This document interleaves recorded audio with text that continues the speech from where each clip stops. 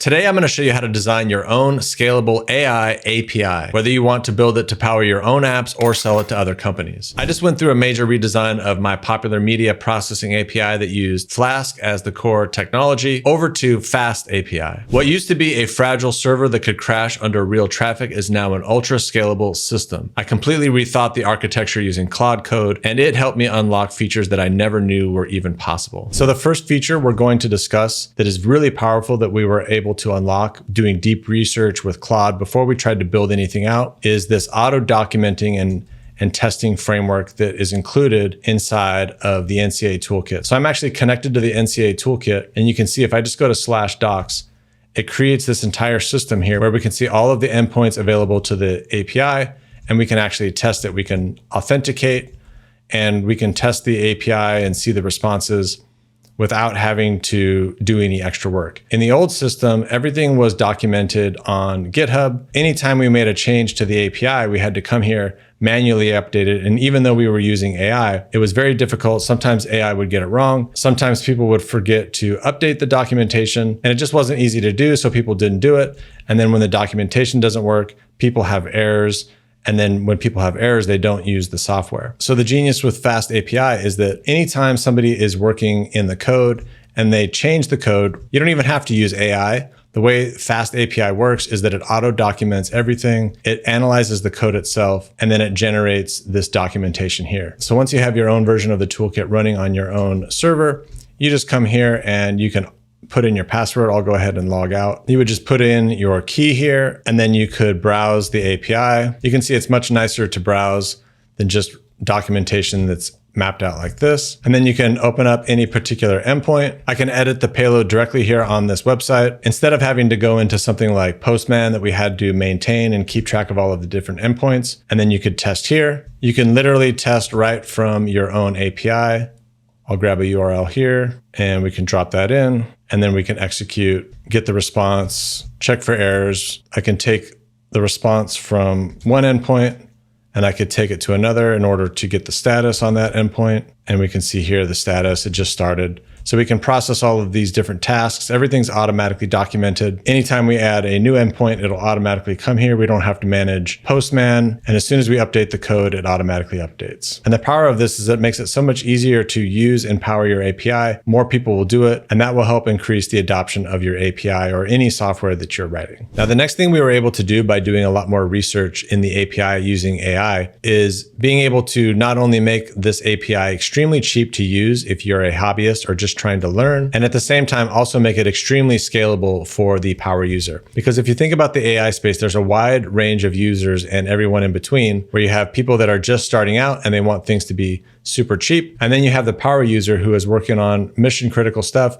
and they don't mind spending the extra dollars to have a scalable, powerful, fast solution. And if you're able to handle both types of users, then you will increase the adoption. A lot more people can use it, and both sides get the best of both worlds. So let me explain a bit of how the old system works, because it'll help you understand how important this can be. When I first got started with the previous system using AI, and I didn't do a whole lot of research, it ended up giving me the Flask API as the backend for setting up the entire system.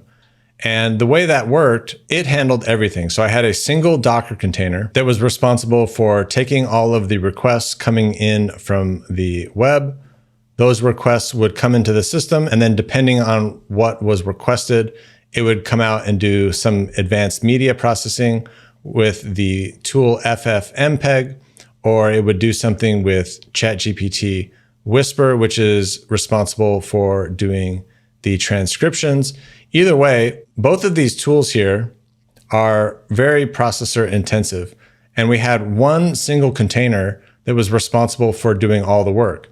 So if a bunch of requests came in all at the same time, and there were ways of managing this to some degree, but it would really just overwhelm the server, and it would just start to take a long time. And even if you were doing it right, these would queue up and it would only be able to handle one at a time. But you could get yourself in a situation where there were so many tasks and they were taking so long that you would have no idea where any one of these tasks were, and you would have no confidence that it would come back with a response. Now, the way the new system works is that it breaks all of the different responsibilities up into separate containers. So we have the web requests coming in from the internet, and they go into a single container that is running a framework called FastAPI. And it's not a FastAPI. This is literally the name of it. And all of the web requests would come into a single place. And this one container is only responsible for taking in these requests. Then what happens is the FastAPI server will send those into a queue called Redis. And this is what I learned in a lot of my research. And then from there, all of these requests would get queued up in a separate container that is completely separate from FastAPI. So there's no limit to the number of requests that can come into FastAPI. They all get offloaded to Redis. And then these two containers are completely separate and they don't interfere with each other. Now, the next thing that happens is there are other containers that we can launch, and we can launch as many as we want. These containers are called celery workers, and I'm not exactly sure where that came from.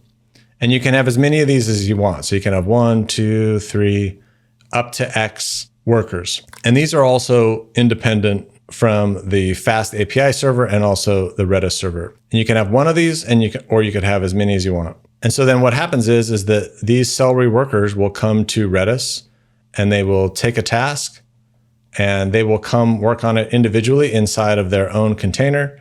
And then when they are done, the request that came into FastAPI that had a webhook URL will be passed all the way through to Redis into the worker. And when it's done, it will respond back to the person that requested it or wherever they wanted that request to be sent. And the same goes for all of the other celery workers. And none of these workers, the FastAPI server or the Redis server, are competing for resources. Now, getting back to the flexibility, it is possible, if you want to keep costs low, to run this entire setup in one server.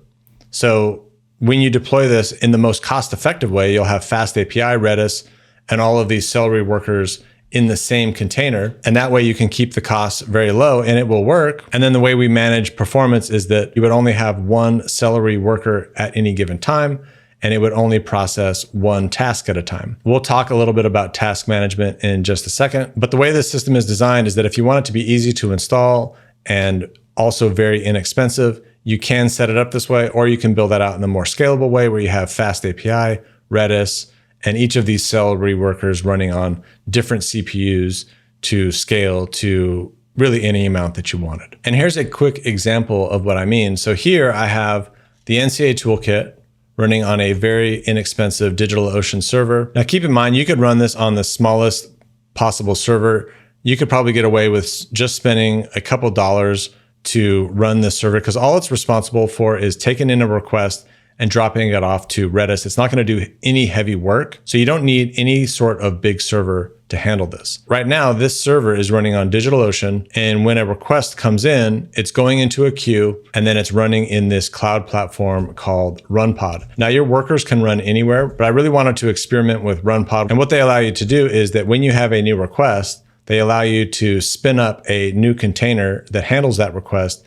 And then when it's done, they allow you to then kill that job so that you only have to pay for what you actually run. So here you can see we have the NCA toolkit documentation and the testing framework sitting here. So I can go ahead and execute a few tasks on the DigitalOcean server. And then if I come into RunPod, we can actually see that we've got additional jobs coming into the queue. Again, because what Celery is doing is that it's simply going into Redis and pulling out the jobs that are there.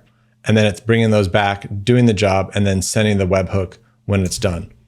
So we can see we have 3 jobs in process right now. So we can actually go into that worker. We can look at the logs. It's running that job. It just finished. That means it just finished running the executions. We had a webhook that was coming back into N8N, and you can see it just responded there. And then as soon as those jobs are done, all of your containers go back to idle, and you no longer have to pay for them. And so if you're a power user, being able to deploy on RunPod, where you can literally have as many processes as you want running at any given time, and they all pop up and then disappear when they're done, even though it's completely scalable, you are still able to take advantage of the low cost and just renting what you need at the time you need it. So if you didn't run this for another couple of days, maybe you ran 100 processes on one day and you scaled way up to get this done really quick. And then the next day you didn't do anything, or maybe the next few days you didn't do anything, then you're not going to pay anything for those days off. Now, if you're enjoying this video, make sure to like and subscribe to the channel. It tells me what type of content you want more of. In terms of performance, most of the cloud servers that you buy on a platform like DigitalOcean, they're only going to provide CPUs. Now, when you're doing AI workloads, when you're doing video processing, when you're transcribing videos using OpenAI's Whisper, when you're implementing AI models like Flux to generate images, you want GPUs. And you can't get that when you buy a server on DigitalOcean. So the other important part about RunPod as well, you can actually buy high performance GPUs on demand, and that's what the toolkit will allow you to take advantage of. So you can process all of this much, much faster at scale, and you only have to buy what you need. So you could literally have much better performance and pay less than you might have otherwise on the other system. Because before you had DigitalOcean, and pretty much the cheapest server that would work was around 40 to 50 bucks a month. And you needed a server of a certain size for it just to work. But with RunPod, you could run a bunch of different services, just pay a few pennies for a specific job. Then you could just turn it off and not use it at all. And you could still come in quite a bit less than DigitalOcean and have much better performance. So another good example of why this system is better and why you want to spend the time using AI to research the software that you are going to write before you just start to write it is task management. The toolkit did have a very rudimentary set of endpoints that would allow you to track the various jobs that were running and their status, but it didn't actually work that well. And the way it was implemented was not very robust, and it had some issues. And not only that, but you were still stuck with one server. So the way this new system works is there's another process that also runs, and I didn't even know this existed, but it's another process called Flower. And what it does is it provides an interface to monitor the Redis queue and give you a status of everything that is running. So if I jump over here to Flower here, you get this nice interface where you can actually see everything that's running. I can come back to the toolkit here. I can go ahead and fire off a bunch of additional requests. And if we refresh the system, we can see that we have all of these additional requests coming into the system. They have been received. They all have a unique ID, and you can always use these IDs to get an update as well. So if I put in this ID here in the API itself, I can check the status. I can see all of the different arguments that were sent to that endpoint. I can actually go in here and also see the response as well. So if I come back to tasks and I go to one that was finished, you can actually see that end result. So this was the result that was sent back to the webhook. So you can really manage all of the tasks. You can see all of the different workers that are connected to your Redis system, and you can really manage all of the workers and all of the tasks through a nice web interface. You can see what's currently active, what's been processed, what failed, what succeeded, all from a nice interface. Now, the last thing I want to talk about is really powerful as well, that I was able to implement by really going deep with AI before I started to build, and that was the ability to add additional AI models. So it turns out that AI models are really big. They could be, I suppose they could be really small, but they tend to be anywhere from like 1 gigabyte, and they go all the way up to, I mean, they get really large, but I've seen as large as 20 gigabytes. And the way that the system was originally developed is that all of these models were embedded directly into the Docker container. So I think the size of the previous Docker container was around 5 gigabytes. And the current one is about the same size. But the way that the new system is set up is that the AI models are no longer stored in the Docker container. Actually, what ends up happening is that when the Docker container spins up, there is a folder called models. And when it spins up for the first time and we have an API call for something like OpenAI's Whisper to transcribe a video, what'll end up happening is it will download the model on that first call, and then it will store it locally either inside the container or it can be installed into network storage. So all of these different models can be stored outside of the container, and they don't have to take up space inside the container, so that we can have an unlimited number of models without affecting the size of the Docker container, which becomes really hard to manage. It becomes really hard to deploy a Docker container that is 50 gigabytes. It takes a long time to build. It takes a long time to start up. Everything about it is difficult. But now what happens is that we wanted to install Flux into this system so that you could generate images, or there was some sort of audio AI that you wanted to add in. All you have to do is add the project files inside of the Docker container, which are much, much smaller. And then when it actually runs, when you actually generate the first image, it'll download that AI model and then just simply add that model to the downloaded files. And then the Docker container is able to access that model either locally or through some network storage. And if you're curious, yes, I do plan to add in Flux image generation into the NCAA toolkit. Now, if you're interested in learning how to code your own API or build out your own SaaS that you can sell to customers, make sure to check out the new Vibe Encoders community. It's a new community, and inside you're going to find frameworks for building out your own SaaS or your own API. I'd love to see you there. Either way, I hope you enjoyed this video, and I'll see you on the next one.